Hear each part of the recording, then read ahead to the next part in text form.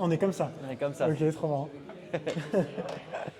Je te pose une seule question, je te laisse pas te présenter, tu te présentes, tu peux t'asseoir si tu veux. Ah, je suis sûr. Je te présente, tu es Quentin Legal, tu bosses en JTM chez Exa depuis 2 ans. Tu vois combien de boîtes passer par an Une dizaine? et t'en gères à la moitié, enfin tu t'occupes du Exactement. JTM de la moitié.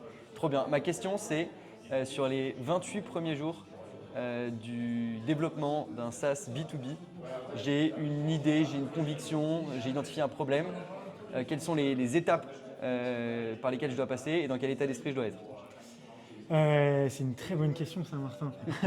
Non, en réalité, tes 28 jours, ils sont ultra décisifs. La première chose, c'est que tu dois faire une bonne discovery. Il faut que tu fasses entre 20 et 50 appels avec des experts de l'industrie, avec tes potentiels clients, etc., etc. Et ça, tu dois être capable d'activer ton réseau proche, tes anciens collègues, tu vas dans le réseau alumni de ton école, etc., etc. Si tu n'as pas tout ça, et même si tu as ça, ça ne doit pas t'empêcher d'aller sur LinkedIn, d'aller sur l'annuaire des pages jaunes, sur Google Maps et d'appeler des gens. Tu dois appeler des gens. Et vraiment, tu dois leur dire bonjour, je suis entrepreneur, je suis passionné de ce marché et j'ai juste une question à vous poser. Est-ce que vous pouvez m'aider? Et là, hop, et là ensuite, après, tu vas avoir des early adopters qui vont vraiment vouloir donner du temps et être prêts à t'aider et te tendre une main. Donc ça, c'est la première chose que j'ai à faire. Ouais. Parce que si tu fais pas une bonne discovery, tu feras pas une bonne boîte. Donc voilà. En parallèle, il faut qu'en 28 jours, et tu es capable de le faire, n'importe qui est capable de le faire, c'est de te positionner comme l'expert de ton marché. Et ça, le meilleur moyen de le faire, c'est si tu es en B2C, tu le fais sur Instagram ou sur TikTok. Si tu es en B2B, tu le fais sur LinkedIn. Et tu vas ajouter tout un tas de personnes. Tu vas créer du contenu, des réels sur Instagram et TikTok. Tu vas créer des posts sur LinkedIn. Et tu dois montrer que tu es l'expert de ce marché. Parce que les gens, avant d'acheter une solution, ils achètent une expertise. Et du coup, mon but c'est de créer des interactions. Je vais avoir plein d'interactions. Et moi, qu'est-ce que je cherche à avoir de ces interactions? À la fin, il faut que je ressorte avec quoi? Bien sûr.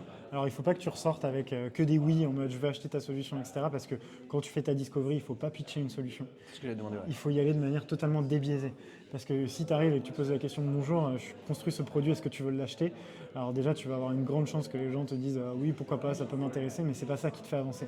Les questions à poser, c'est si tu avais une baguette magique, qu'est-ce que tu changerais dans ton secteur? L'IA, qu'est-ce que ça t'inspire dans ton secteur, etc. Plein de questions débiaisées, etc., qui te permettent vraiment de connaître le problème.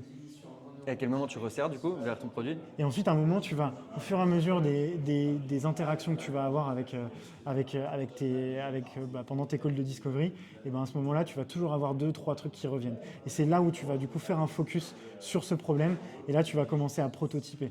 Alors, tu vas faire des prototypes sur Figma, tu vas créer un premier MVP sur Lovable, etc. Et ensuite, tu vas revenir les voir et tu vas leur dire j'ai adoré nos discussions, j'ai parlé à plein de gens, j'ai créé ce produit. Tiens, partage-moi ton écran, je te donne le lien, sign up, et tu étudies, tu vois ce que la personne fait, et tu étudies un peu la réaction de la personne. Donc ton objectif c'est d'avoir des inscriptions. Exactement, ton objectif c'est d'avoir des inscriptions, ou alors aussi un buy-in. La personne elle te dit ok, est-ce que je peux l'utiliser demain? Alors malheureusement c'est qu'une maquette donc non, mais tu dis ok, est-ce que tu es prêt à payer? Moi j'ai un design partner programme qui coûte tant de milliers d'euros sur 6 mois, est-ce que tu as suffisamment ce pain pour t'engager et m'aider à co-construire la solution? Mais par contre les avantages c'est que tu vas être le premier à l'utiliser, tu auras un discount à vie, et puis en fait ce produit ça te fera un avantage concurrentiel sur tout ton marché, quoi.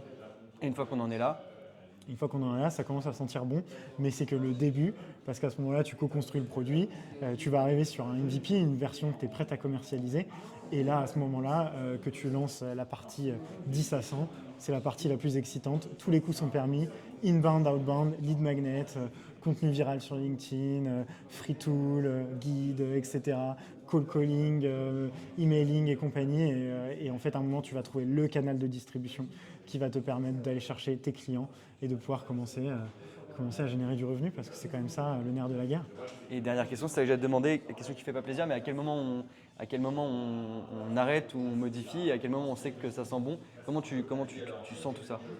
Écoute, c'est vraiment un truc, franchement, au bout d'un moment, tu vas faire tout un tas de call sales, tu vas faire du call, etc. Et tu vas te rendre compte qu'en fait, c'est pas du tout le bon angle. Soit c'est pas le bon angle, soit c'est pas la bonne personne à qui tu parles, ou alors tout simplement, au bout d'un moment, tu vas dire, mais j'ai tellement itéré, j'ai testé différents types de personas, différents types de boîtes, et en fait, je me rends compte c'est vraiment un nice to have, c'est-à-dire que les gens sont pas prêts à payer pour ça.